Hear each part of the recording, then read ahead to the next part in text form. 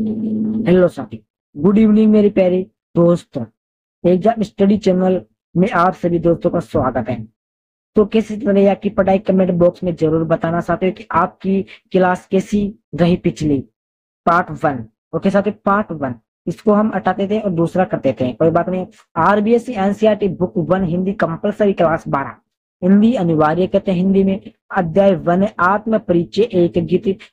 इसमें पढ़ेंगे आज जो फाड़ दिया गया है आत्म परिचय एक गीत, उसकी व्याख्या शब्दार्थ भी देखेंगे और विशेष भी देखेंगे। साथ ही कब देखेंगे? हम 6 बजे देख रहे हैं। रोजाना आपकी ऐसे ही क्लास आती रहेगी, किसी भी क्लास को मिस ना करें दोस्तों। बहुत अच्छी तरीके से क्लास को शुरू करेंगे हैं और अच्छी तरीके से समाप्त भी करेंगे। साथ में 2024-25 की इस रणनीति को हमको बहुत अच्छी तरीके से बनानी है। किसमें बनानी है? पूरी 95% को करनी है साथी इस बार। अब यदि किसी दिन मिस क्लास हो जाए तो मुझे माफ करना साथी, क्योंकि मुझे भी पढ़ना लिखना होता है, इसीलिए साथी नोट्स बनाने होते हैं, मुझे अपना काम करना होता है, बहुत कुछ काम है, लेकिन कुछ भी आपके लिए मैं कुछ काम करने का आता हूँ साथी, कोई बात नहीं है। तो आपकी एग्जाम स्टडी चैनल को सब्सक्राइब जरूर करें ताकि सभी क्लासें आप तक पहुंचे, सभी क्लासों का नोटिफिकेशन तक पहुंचे। लेकिन एक बात का ध्यान रखना, 6 बजे आपको तैयार रहना है। 5 बजे से क्लास आते हैं, 5, 6, 7 और 8, ये 4 घंटे आप जरूर निकाले। साथ स्कूल से आते ही 5 बजे आपको बैठ जाना है, कब वीडियो की यानी कि कब क्लास आएगी और कब हम वीडियो देखे साथ शुरू करते हैं ये क्लास को। तो इसके लेकर कौन है? कवि हरिवंश राय बच्चन जी हो, जो बहुत खतरनाक ऐनक लगाए हुए हैं गोल मटोल। इसके बारे में देख लिए थे हमने कल, और आज हम पढ़ेंगे ये सपश्चिम व्याख्या। तो सबसे पहले देखेंगे हम एक गीत की थोड़ी सी सपश्चिम सार रह गया था साथ। तो सबसे पहले हम प्रतिपाद्य देख लेते हैं। निशा नियंत्रण से उद्धृत इस गीत में कवि की दैनिक परिवर्तनशीलता के संदर्भ में प्राणी वर्ग के धड़कते हृदय को सुनते ही काव्यात्मक कोशिश व्यक्त करता है। किसी पीढ़ी आलबन या विशेष भावी संसात्मक आश्वासन ही हमारे प्रयास के पगों की गति में चंचल तेजी भर सकता है, अन्यथा हम शिथिलता और फिर उज्जड़ता को प्राप्त होने पर अभिषिप्त हो जाते हैं। यह गीत इस बड़े सत्य के साथ समय के गुजर में एहसास में लक्ष्य प्राप्ति के लिए कुछ कर गुजरने का जज्बा लिया है। कहना जाता है कवि हरिवंश राय बच्चन जी के एक गीत के माध्यम से जो प्रकृति है उसमें दैनिक परिवर्तनशीलता यानी कि योजना पर कुछ ना कुछ परिवर्तन होते रहते हैं। प्राणी के हृदय धड़कता है, सुनते हैं, काव्यात्मक कोशिश करते हैं, फिर अलग अलग साक्षात लोग होते हैं, आश्वासन से प्रयास की पगों की गति से चंचल यानी कि तेज गति से भरते हैं, अन्यथा हम बड़े शिथिलता यानी कि बोलकर नॉर्मल तरीके से जड़ते हैं। ओके साथियों, इस प्रकार से कुछ कहना चाहते हैं तो हम आगे भी देख लेंगे। अब देखेंगे इसमें सार देखेंगे साथियों। कवि कहता है कि सांझ गिरते ही पथिक लक्ष्य की ओर तेजी से कदम बढ़ाने लगता है। यानी कि सांझ, सांझ का मतलब समझिए आप, सांझ यानी कि शाम गिरते ही, शाम होते ही रास्ते लक्ष्य की ओर तेजी से कदम बढ़ाने लगते हैं। कौन बढ़ाने लगते हैं? लोग शाम होते ही अपने लक्ष्य की, अपनी मंजिल की ओर तेजी से आगे बढ़ते हैं। ओके, उसे रास्ते में रात होने का भय होता है, उसे रास्ते में कहीं उसके रास्ते में रात हो जाए भयान के डर हो जाता है। सब जीवन पथ पर चलते हुए व्यक्ति जब अपने लक्ष्य के पास में पहुंच जाता है तो उसकी उत्सुकता और बढ़ता है, यानी कि उत्सुकता यानी कि खुशी और बढ़ जाती है। साथ ही यदि आप घर के 1 किलोमीटर दायरे में है, लगभग 1 किलोमीटर में नहीं है, तो आप खुशी के मारे कि हम घर आ गए, रात होने वाली है, 6 बज गए, लेकिन हमारे कि गुरुजी की क्लास आने वाली है साथियों, तो आप बहुत उत्सुक हो जाते। इस प्रकार से बताना चाहता हूँ मैं। आप कहाँ से कहाँ आ गए बातों के, कोई बात नहीं। पक्षी भी बच्चों की चिंता करके तेजी से फड़फड़ाने लगते हैं। पक्षी भी बच्चों की चिंता करके तेजी से, इसका मतलब है कि अपने मम्मी पापा में दादा दादी होते हैं, तेजी से फड़फड़ा दे, उनकी उनकी चिंता करते हैं तेजी से कि हमारा बच्चा नहीं आया, कब आएगा, कब नहीं आएगा। इस प्रकार से तेजी से उत्सुकता होती रहती है साथियों। अपने संतान से मिलने की चाह में हर प्राणी आतुर हो जाता है। अपने माता पिता अपने बेटे से मिलने के लिए आतुर यानी कि चिंताजनक हो जाते हैं। आशा व्यक्ति के जीवन में नई चेतना भर जाती है। जिनके जीवन में कोई आशा नहीं होती है वे शिथिल हो जाते हैं, यानी कि जीवन में कोई लक्ष्य नहीं होते हैं, वह नॉर्मल ठंडे पड़ जाते हैं साथी। उनका जीवन नीरस हो जाता है, उनके भीतर उत्साह समाप्त हो जाती है, उनमें नीरस यानी कि उसकी जो जीवन का उत्साह है ना वो नष्ट हो जाता है और उनके अंदर का उत्साह समाप्त हो जाता है कि अब कुछ नहीं हो सकता, इस प्रकार से मायूस हो जाते हैं। अतः राय जीवन में निराश नहीं अपितु आशा का संचार भी करती है साथी। रात जीवन में निराश नहीं करती है अपितु आज भी आशा का संचार यानी कि उजागर करती है साथी रात। ओके साथियों, अब देखते हैं सबसे पहले क्या आया है, आत्म परिचय।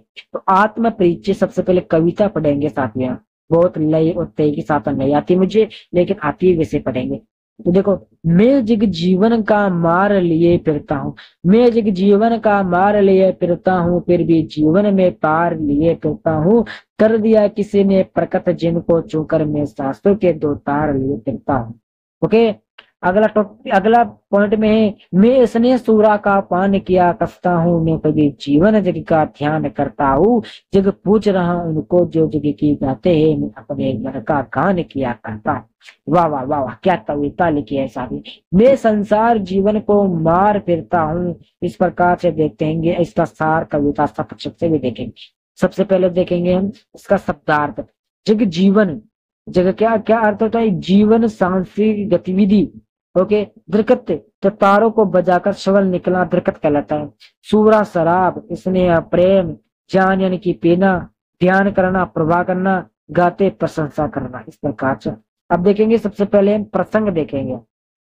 प्रस्तुत काव्यांश हमारी पाठ्य पुस्तक आरोह भाग 2 में संकलित कविता आत्म परिचय से उद्धृत। इसके रचयिता प्रसिद्ध विश्व राय बच्चन, क्या नाम है, विश्व राय बच्चन ने इस कविता में कवज क्या नाम है, कवजन जनेक शैलो बहाते तथा दुनिया से आने वाले आडम्बरों का करता है साथी। क्या कहते हैं, दुनिया यानी कि दुनिया से आने वाले बाहर की आडम्बरों का विचार करती है साथी। कुछ समझ में नहीं आया मेरे यहाँ पर, एक बार आप किताब में देख लीजिएगा साथी, कोई बात नहीं है। अब देखेंगे व्याख्या।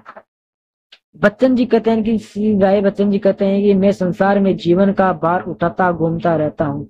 जो संसार है साथियों, मैं उसके जीवन का भार उठाता घूमता हूँ, इसके बावजूद मेरा जीवन प्यार से भरा पूरा है। जीवन की समस्याओं के बावजूद कवि के जीवन में प्यार है।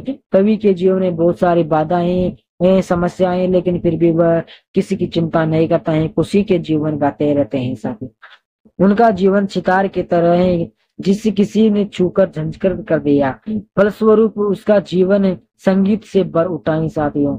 उसका जीवन इन तार रूपी सांसों से के कारण चल रहा है। कहना चाहते हैं कि जीवन में बाधा तो बहुत है, लेकिन मैं उनकी चिंता नहीं करता हूँ, मैं हमेशा खुश रहता हूँ, प्यार प्रेम में रहता हूँ। संगीत में मेरा ये जीवन इस प्रकार से है कि सितार की तरह है, जो आता है छूट के चला जाता है, बजा कर चला जाता है। यानी कि सितार का मतलब है कि जो आता है सुना कर चला जाता है, कुछ नहीं कर सकता।